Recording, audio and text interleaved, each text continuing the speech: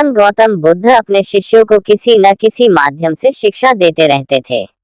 एक बार महात्मा बुद्ध जब अपने शिष्यों को शिक्षा दे रहे थे तो उन्होंने हाथ में एक रस्सी पकड़कर उसमें बहुत सी गांठें दी।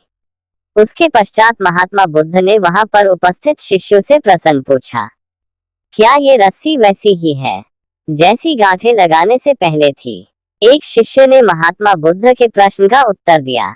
वह कहने लगा कि गुरुजी, एक दृष्टिकोण से देखें तो ये रस्सी वैसी ही है जैसी पहले थी, लेकिन अगर दूसरे दृष्टिकोण से देखें तो रस्सी में 3 गांठें पड़ चुकी है, इसलिए देखने में इसका स्वरूप कुछ बदल चुका है।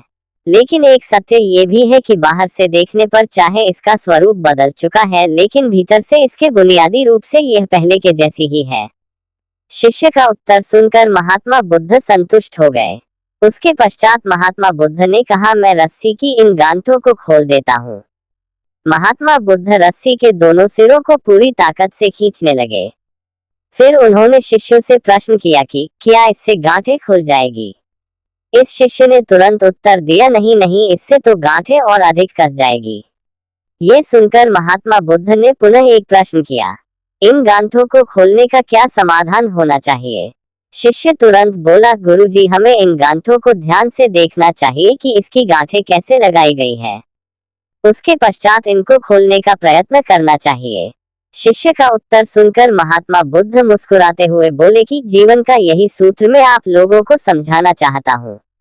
आप जीवन में जब कभी भी किसी समस्या में फंसे तो सबसे पहले उस समस्या का कारण ढूंढें और फिर उसका निवारण करें। व्यवहारिक जीवन में लोग समस्या का कारण जाने बिना ही उसका समाधान ढूंढने की कोशिश करते हैं, जिस कारण उनको उचित परिणाम नहीं मिल पाता। महात्मा बुद्ध शिष्य को कहने लगे कि बहुत से लोग मुझसे पूछते हैं कि आपने क्रोध को कैसे समाप्त करें, लेकिन कभी किसी ने यह नहीं पूछा कि मुझे ऐसे ही लोग मुझसे पूछते हैं कि अहंकार को कैसे समाप्त करूं, लेकिन कोई यह जानने की कोशिश नहीं करता कि आखिर अहंकार का बीज उनके अंदर कैसे उत्पन्न हुआ।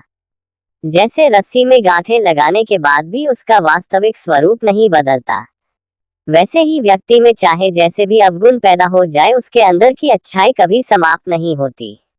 जैसे हम धैर्य से रस्सी की गांठों को ध्यान से देखकर खोल सकते हैं, वैसे ही जीवन में आने वाले विकारों और समस्याओं का हल हम ढूंढ सकते हैं। अगर जीवन में किसी भी तरह की कोई समस्या उत्पन्न हुए हैं तो उसके कारण को ध्यान से समझने पर उसका निवारण भी स्वतः मिलने लगते हैं।